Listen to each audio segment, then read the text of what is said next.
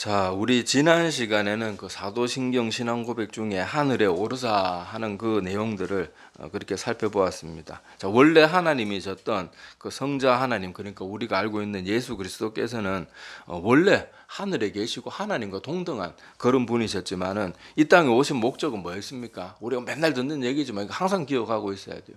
예수님은 우리의 모든 죄를 대신 다 짊어지고 해결하시기 위해서 그 몸으로 자기를 내어주시면서까지 인류의 모든 죄, 특히 나의 죄를 다 도말하고 없애시기 위해 가지고 이 땅에 잠시 인간의 몸을 입고 오셨습니다. 그러고는 하늘에 오르사는 무슨 의미예요? 우리를 버려두시고 간 게 아니고 원래 있던 곳으로 가셨고, 또 우리를 고아와 같이 버려둔 게 아니고 뭘 보내주셨다 그랬습니까? 성령, 보혜사 성령 하나님을 우리에게 보여주셨고, 원래 예수님은 원래 있던 자리로 돌아간 거예요. 우리가 항상 잊지 말아야 될 것은요, 하나님이 계신 곳도 저 하나님 나라, 저 영원한 천국이고, 우리 이 땅에 살아가는 우리 사람들도 이 땅은 잠시 머무는 곳이에요. 예수님만 잠시 머물다 간 곳이 아니고 이 땅에 살아가는 모든 사람들도 이 땅은 잠시 나그네 길이에요. 나그네 길. 우리가 영원히 거해야 하는 곳은 바로 저 하나님 나라라는 거. 우리가 그런 교훈들을 지난 시간에 그렇게 살펴보았습니다. 자, 그 다음 오늘 나눌 사도신경의 내용이 뭐겠어요? 자, 하늘에 오르사 거기까지 했으니까 전능하신 하나님의 우편에 앉아 계시다가 저리로서 산자와 죽은 자를 심판하러 오시리라. 이 부분의 신앙 고백에 또 어떤 깊은 내용들이 들어있는지 오늘은 그 부분을 살펴보려고 합니다. 자, 하늘에 오르신 다음에 그 다음에 우리 사도신경이 고백하고 있는 고백이 뭔가 하면 전능하신 하나님의 우편에 앉아 계신다. 자, 이 말을 물리적으로 이해하면 안 돼요. 예수님은 저 하나님 나라에 다시 올라가 가지고는 예수님 오른편에만 있고 절대 왼편에 넘어가면 안 된다. 그건 아닙니다. 우리 어렸을 때 초등학교 때 그 남자 여자애들 짝지 그 만들어 가지고 책상 요래 2인용 책상에 앉아 놓으면 중간에 줄 딱 꺼놓 놓고 요 넘어오면 다 잘라 가지고 가져간다 막 그래가지고 지우개 넘어오면 지우개 잘라가고 뭐 손가락도 잘라간다 막 그러면서 못된 기집애들은 막 그렇게 착한 남자애들 막 겁주고 그랬는데 하여튼 그런 게 아니에요. 여기 여러분, 하나님은요, 우리 인간과 같이 육체를 가진 분이 아니기 때문에 이 공간의 개념이 아닙니다. 여기서 오른편이라고 말하는 것은 물리적인 장소를 표현하는 게 아니고 관용적인 표현이에요. 자, 우리 성경을 그걸 이해를 돕기 위해서 성경을 제가 거기 주보에 찾아놨는데, 자, 마태복음 22장 42절에서 46절 말씀, 예수님이 이 땅에 계실 때 하신 말씀인데, 자, 그거 한번 제가 읽어 드릴 테니까 눈으로 한번 보시기를 바랍니다. 자, 너희는 그리스도에 대하여 어떻게 생각하느냐? 누구의 자손이냐? 대답하되 다윗의 자손이니이다.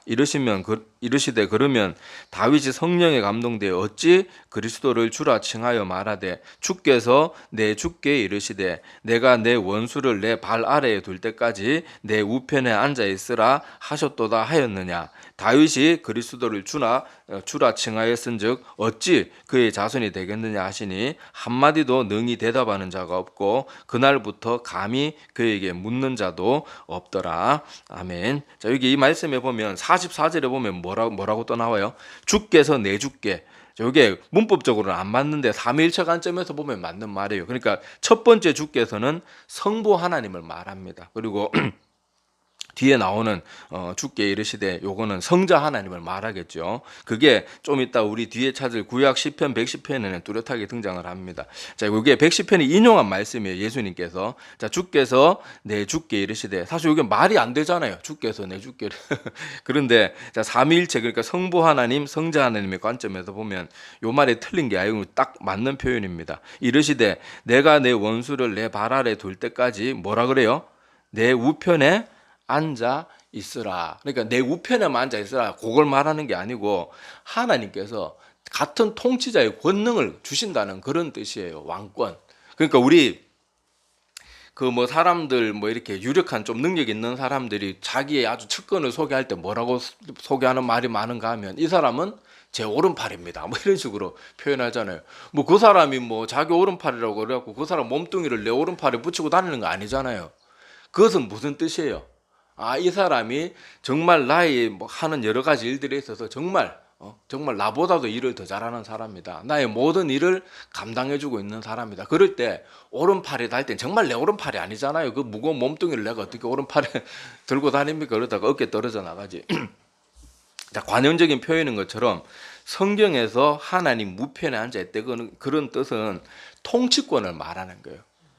그러니까 원래 성자 하나님은 우리와 똑같은 인간의 몸을 입고 이 땅에 오셨다고 해서 우리 인간이 아니잖아요. 원래는 어떤 분이에요? 하나님이시고 하늘에 오르셔가지고 다시 원래 자리로 돌아가서 성부 하나님과 동등한 권능을 가지고 이 천지 만물을 다스리고 계시는 분이라는 거예요. 그래서 여기 마태복음 아까 제가 말씀드렸던 예수님이 인용한 성경 구절이, 자, 그것도 주보에 찾아놨습니다. 시편 110편 1절의 말씀이에요. 자, 우리 신약에서는 예수님이 주께서 내 주께 이르시되 이렇게 표현했지만은, 자, 시편 110편 1절에는 뚜렷하게 나옵니다. 자, 여호와께서 내 주에게 말씀하시기를. 그러니까 성부 하나님이, 그때는 예수 그리스도의 이름이 있기 전이겠죠. 자, 성부 하나님, 우리가 이해를 돕기 위해서 이렇게 말씀드리는 거예요. 자, 성부 하나님께서 그리스도에게 말씀하시기를 내가 내 원수들로 내 발판이 되게 하기까지 너는 내 오른쪽에 앉아 있으라 하셨도다. 자, 이렇게 되는 거예요. 그러니까 여기서 오른편에 앉아 있다, 오른편이다, 뭐 이런 것은 바로 하나님, 성자 하나님께서 하나님과 동등한 분이시고 또 다시 하늘로 올라가셔서는 다시 오실 때까지, 재림주로 다시 오실 때까지 이 땅에 몸을 입고 다시 오시지 않을 뿐이지 여전히 하나님으로서, 통치자로서, 만물 위에 계신 분으로서 우리를 다스리는 그 일을 여전히 하고 계시는 것, 그것을 말합니다. 자, 그래서 오른쪽이란 표현들은 성경에서 볼 때 이런 통치권을 행사하는 그런 관용적인 표현으로 생각합니다. 그래서 우리 사도신경의 오늘 신앙 고백에서도 성경에 표현하고 있는 그대로 하나님의 우편에 앉아 계시다가, 그래서 요거는 물리적인 뜻이 아니라는 것은 우리가 초등학생이라도 이거는 그런 뜻이 아니라는 거 알 수가 있죠. 자, 그래서 그렇게 표현하고 있습니다. 자, 그래서 주님께서 이렇게 다시 하늘에 오르셔서 뭘 하고 계시는지, 자, 오늘 에베소서 읽은 본문 말씀 에베소서 1장 17절에서 23절에 보면 그에 대해서 잘 기록하고 있습니다. 자, 여기 우리 아까 저희들이 읽었으니까 한번 제가 빨리 읽어드릴 테니까 한번 눈으로 보시기 바랍니다. 자, 우리 주 예수 그리스도의 하나님 영광의 아버지께서 지혜와 계시의 영을 너희에게 주사 하나님을 알게 하시고 너희 마음의 눈을 밝히사 그의 부르심의 소망이 무엇이며 성도 안에서 그 기업의 영광의 풍성함이 무엇이며 그의 힘의 위력으로 역사하심을 따라 믿는 우리에게 베푸신 능력의 지극히 크심이 어떠한 것을 너희로 알게 하시기를 구하노라. 자, 여기서부터 중요합니다. 자, 그의 능력이, 여기 그는 성부 하나님을 말하죠. 성부 하나님의 능력이 그리스도 안에서, 그러니까 인간의 몸을 입고 오셔서 십자가에 죽으셨던 그 그리스도 안에서 역사하사 죽은 자들 가운데서 다시 살리시고 하늘에서 자기의 오른편에 앉히사 모든 통치와 권세와 능력과 주권과 이 세상뿐 아니라 오는 세상에 일컫는 모든 이름 위에 뛰어나게 하시고, 그러니까 우편에 앉아 있다는 거, 이런 뜻을 말한다는 거예요. 자, 또 만물을 그의 발 아래 복종하게 한다. 자, 만물을 그의 발 아래 복종하게 한다는 것은 곧 예수 그리스도가 뭐라는 거예요? 이 모든 것을 통치하시는 분이라는 뜻이잖아요. 자, 그죠? 자, 하시고 그를 만물 위에 교회의 머리로 삼으셨느니라. 교회는 그의 몸이니 만물 안에서 만물을 충만하게 하시는 이의 충만함이니라. 아멘. 자, 요게 우리가 읽은 본문 말씀인데, 저기 보면 우리 사도신경의 신앙 고백, 전능하신 하나님의 우편에 앉아 계시다가 거기에 함축된 의미가 여기 바로 오늘 읽은 본문 말씀, 특히 그 에베소서 1장 20절 이하의 말씀에 명확하게 예수님의 역할을 기록하고 있어요. 다시 우리 육신의 몸을 입고 이 땅에 오셨지만은 성부 하나님이 그 죽으신 예수 그리스도를 3일 만에 부활시키고 난 다음에 어떻게 하셨다고요? 모든 만물 위에 통치권자로 세우셨다는 거예요. 원래 자리를, 그냥 쉽게 말해서 한마디로는 원래 역할을 회복시켜 주셨다는 거예요. 영원히 우리와 똑같은 인간이 아니라는 거예요. 인간의 몸을 가지고 여전히 가지고 계시지만은 그 주님께서 가지고 계신 몸도 지금 우리와 같은 그런 몸은 아닌데, 몸을 가지고 계신다고 해서 예수님이 우리 인간과 동급은 아니라는 거예요. 원래 계셨던 곳에서 만물을 통치하는 분이심을 우리는 꼭 기억해야 됩니다. 그래서 우리 이 땅에 살아가는 동안 세상에 살아가는 많은 사람들은 딱 두 가지로 나눠져요. 하나님을 알고 그 하나님을 주로 모시고 사는 사람들, 그리고 아무리 복음을 들어도 하나님을 거부하고 자기 죄대로, 자기 욕망대로, 자기 뜻대로 살아가는 그런 사람들, 딱 두 부류의 사람이 있을 뿐이에요. 그런데 기억해야 될 것이 뭔가 하면요, 자기가 아무리 나 하나님 못 믿겠다, 나 하나님 섬기기 싫다 아무리 떠들어도 만유의 주가 되시는 하나님이 자기가 거부한다고 거부되는 게 아니에요. 어떤 사람들은 눈만 뜨면 허구한 날 나라 욕하고 맨날 그렇게 뭐 나라에 대해서 맨날 욕을 하고 그렇게 막 뭐 저주를 퍼붓는 사람들이 있지만은요, 그 사람이 저 중국이나 저 아니면 이슬람권이나 여행하다가 무슨 엄한 일을 당했다 보십시오.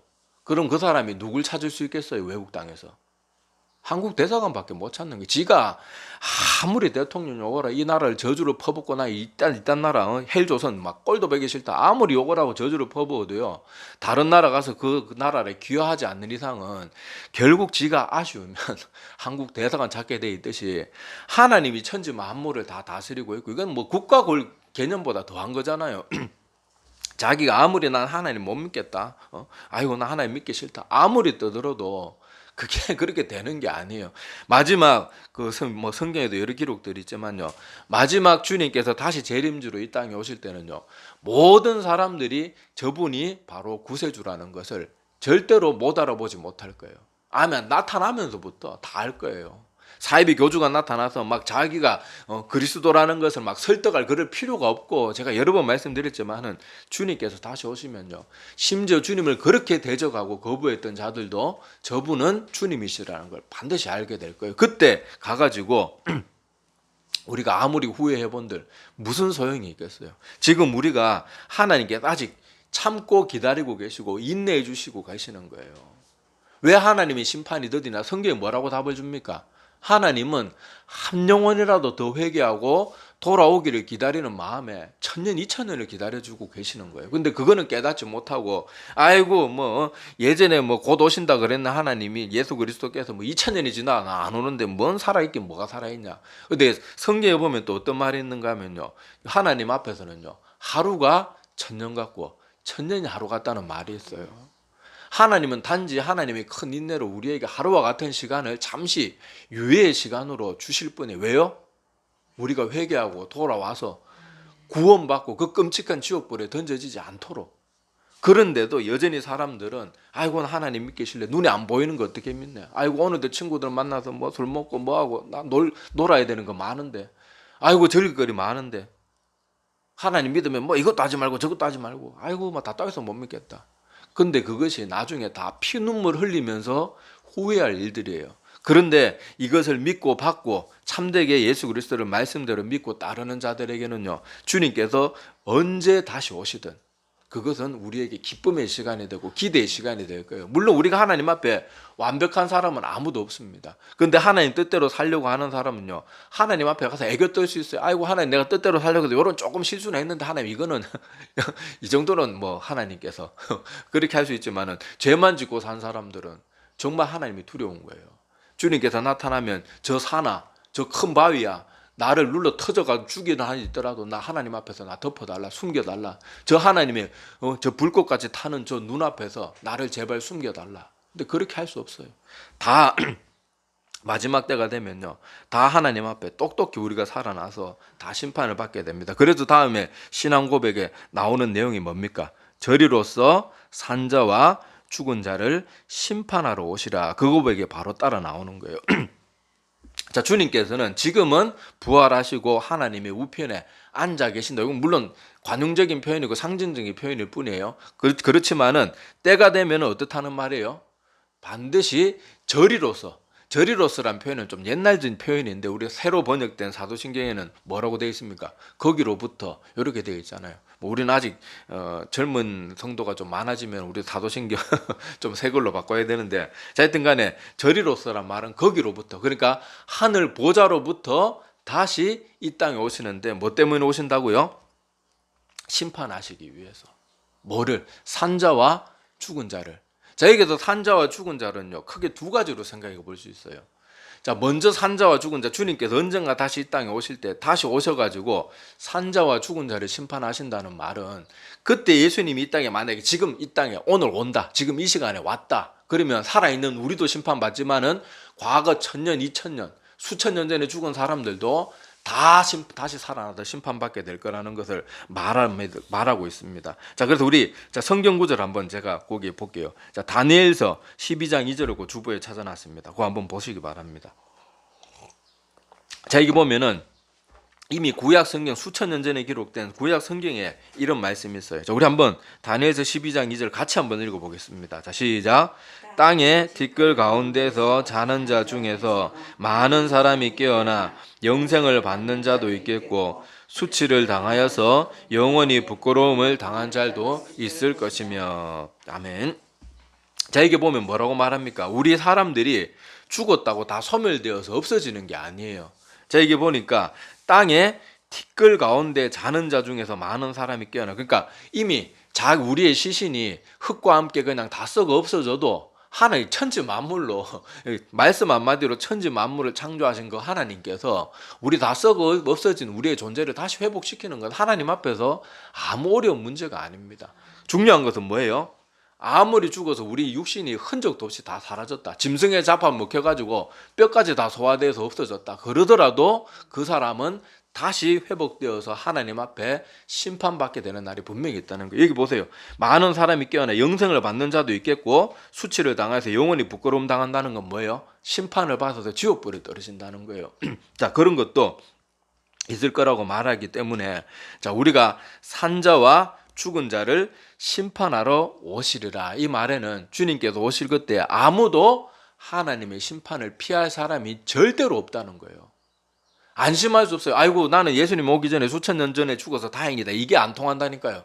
모든 사람은 주님께서 다시 오시는 그 순간 모든 사람은 다시 다 살아날 거예요. 다시 다 살아나서 하나님의 심판대 앞에 서고 하나님의 판결을 누구든지 한 명도 예외 없이 다 판결을 받게 될 것이라는 것을 우리가 꼭 기억해야 됩니다. 그때 판결은 딱 두 가지예요. 오늘 다니엘서에서 이미 수천 년 전에 예수님이 오시기 수천 년 전에 이미 기록되어 있는 것처럼 수백 년 전에 기록되어 있는 것처럼 그때는 딱 두 가지 판결, 영생과 영벌, 딱 두 가지 종류의 판결이 내려질 겁니다. 자, 그리고 이 산자와 죽은 자를 심판하신다. 그 말은 그런 뜻도 있지만은요. 또 하나 뭘로 해석해 볼 수 있겠어요? 영적으로 우리의 영이 죽은 사람과 우리의 영이 산 사람. 하나님 앞에서 우리의 모든 영은 영원히 다 살아 있거든요. 맞잖아요. 죄인의 영혼이라고 해서 안 살아 있는 게 아니에요. 죄 많이 지으면 소멸되어서 없어진다. 이게 아니에요. 죄를 짓고 하나님 앞에 죄를 용서받았던, 죄를 용서받지 못하고 그대로 죽었던 모든 영혼은 다 하나님 앞에서 영원합니다. 다 영원한데 하나님이 보실 때는 그 영혼이 살아있다고 해서 다 살아있는 게 아니고 하나님의 관점에서 볼 때는 영혼이 살아있는 사람, 영적으로 죽은 사람, 그런 사람이 존재한다는 거예요. 영적으로 살아있는 사람은 어떤 사람이겠어요? 하나님을 믿고 따라서 죄 문제가 해결받고 용서받은 사람들. 그게 영적으로 살아있는 사람들이고 영적으로 죽어있는 사람은 어떤 사람들이겠어요? 끝까지 하나님께서 그렇게 믿고 돌아오라, 회복해야 된다. 아무리 주의 종들을 통해서 말씀을 전해도 끝까지 하나님 거부하고 자기 고집대로 살고 지 하고 싶은 대로 이 땅에 멋대로 살다가 끝까지 하나님을 거부하고 참된 회개도 제대로 하지 않고 교회 다녀도 마찬가지예요. 교회 다녀도 하나님 정말로 진지하게 제대로 믿어보는 그 단 한 순간도 없이 그냥 인생을 허비하다 간 사람도 아무리 교회 평생을 다니고 모태신앙이라고 해도 그런 믿음으로는 구원받지 못합니다. 그래서 주님께서 이 땅에 다시 오실 때는 과거에 죽었던 사람, 그때 예수님이 언제 오실지 모르지만 그때 당시 살아있었던 사람, 모든 사람이 다 심판을 받게 될 것이고 그 심판은 정말로 영적으로 살아있느냐, 영적으로 살아있지 못했느냐, 그거에 따라서 심판받게 될 거예요. 자, 그리고 예배 때는 앞만 보세요. 옆 사람들 볼 필요 없고 앞만 집중해서 보세요. 자, 그래서 우리 산자와 죽은 자 어느 쪽이 돼야 되겠어요? 산자 하나님 앞에 너는 살아있는 영혼이구나. 너는 죄 문제를 해결받고 용서받은 하나님의 백성이구나. 그걸 기억하고요. 우리는 이 땅에 살아가는 동안밖에 이 기회가 주어지지 않아요. 하나님 앞에 산자로 판명되기 위한 이 기회, 참된 믿음을 가질 수 있는 기회는 우리가 육신의 몸을 입고 이 땅에 살아가는 이 시간밖에 주어지지 않기 때문에 이것을 기억하고 꼭 우리가 예수 그리스도를 구주로 믿고 내 죄 문제가 용서받고 해결받고 구원에 이르는 그 자리에 반드시 나가야 됩니다. 우리가 이 땅에서 잘 먹고 잘 살고 좀 친구들 만나고 이 땅에 즐기고 뭐 놀러 다니고 좋은 거 보고 맛있는 거 먹고 이러는 게 중요한 게 아니에요. 차라리 못 먹고 못 살고 조금 연약해도 정말로 우리가 중요한 것도 하나님 잘 먹고 이 땅에서 잘 살아가는 거. 그것보다 더 중요한 건 아무것도 없습니다. 우리 명심하셔야 돼요. 우리 인생이 언제 어떻게 끝날지 모릅니다. 지금 비가 계속 와가지고 지금 우리 뉴스 맨날 보잖아요. 몇 명 사망, 몇 명 실종. 어떤 사람 연락이 닿지 안 하고 지금 최종적으로 몇 명이 더 실종되고 몇 명이 더 사망할지 모르는 상태예요. 여러분, 그분들이 비 좀 온다고 자기 집이 다 떠내려가고 자기가 토사물 더미에 그렇게 비참하게 인생이 끝날 줄 자기들인들 알았겠냐? 알았으면 그 자리에 머물고 있었겠냐고요. 친척집에 가든지 비 적게 오는 곳으로 피했겠죠. 우리 인생이 언제 어떻게 끝날지 몰라요. 우리 뉴스 보면 멀쩡한 연예인들이 그냥 나이 20 몇 살밖에 안 되고 나이 30 몇 살밖에 안 된 연예인들이 그냥 자다가 죽었다는 사람도 있고 자살한 사람도 있고 차사고로 죽는 사람도 있고 우리 날마다 그런 뉴스 보잖아요. 우리 인생이 언제 어떻게 끝날지 몰라요. 내가 침상에 편안하게 죽을 것이란 보장이 없어요. 나에게 계속 시간이 있을 것처럼 어리석게 절대로 살지 말고요. 주님이 언제 이 땅에 다시 오시든 내가 언제 이 땅의 생명이 끝나가지고 주님 앞에 서게 되든 내 믿음이 반드시 준비되어 있어야 되고 하나님 앞에 반드시 살아있는 사자로 판명해 놔야 됩니다. 그래서 이 땅에 살아가는 동안 하나님 앞에 정말 신앙생활 똑바로 하고 우리 예배드리는 이런 시간도 정말 온 마음을 다해 집중해서 예배드리고 정말 정신 차려야 돼요. 우리 이렇게 안일하게 살 때가 절대로 아닙니다. 그래서 우리 산자와 죽은 자, 저리로서 산자와 죽은 자를 심판하러 오신다는 이 신앙 고백을 할 때마다 그 긴박성을 알고 그리고 지금 이 세상 돌아가는 모습을 보세요. 자연재해도 점점 더 많아지는 모습을 보세요. 모든 것이 성경의 예언대로 다 되어가고 있습니다. 많은 사람들은요, 지금 전 세계적으로 보면 불과 100년 전보다 전 세계 가난한 나라든 잘 사는 나라든 100년 전보다 교육 수준이 훨씬 더 높아졌습니다. 사람들이 뭐가 옳고 그른 것인지를 학교에서 더 많이 배웠어요. 그런데 우리의 예상과는 다르게 전 세계 학력이나 교육 수준이 높아지면 우리는 다들 뭐라고 그렇게 생각했습니까? 불과 몇십 년 전 우리 어렸을 때만 해도 교육 수준이 높아지면 범죄율은 확 줄어들고 착한 사람들로 세상이 다 뒤덮일 것처럼 그렇게 막 유토피아를 꿈꾸면서 그렇게 많은 사람들이 생각했지만은 전혀 우리 생각대로 되지 않아요. 성경의 예언대로 우리는 많이 배우든 적게 배우든 점점 범죄율은 높아지고요. 난리와 자연재해나 지진이나 기근 소식이 점점 많아질 거라 그러잖아요. 다 그대로 되어가고 있잖아요. 그러니까 우리는 모든 것이 성경만이 수천 년 전에 기록된 그 성경 말씀만이 모든 것이 그대로 되어가고 있어요. 인간의 예측은 항상 틀립니다. 항상 틀려요. 우리 러시아 막 그 우크라이나 주변에 군사력 막 동원하고 막 군장비들 동원할 때 다들 그렇게 생각했잖아요. 설마 이 시대에 전쟁 일으키겠나? 근데 미친놈 전쟁 일으키잖아요. 앞으로 전쟁과 이런 기근과 난리의 소식은 점점 더 많아질 거예요. 그러니까 우리가 성경대로 믿고 하나님의 뜻을 따르는 것, 그거 외에는 이 세상에 중요한 거 아무것도 없어요. 우리 좀 덜 먹어도 돼요. 좀 덜 놀아도 돼요. 꼭 명심하시기를 바랍니다. 제일 중요한 게 무엇인지를 꼭 기억하시기를 바랍니다. 예, 기도드리겠습니다.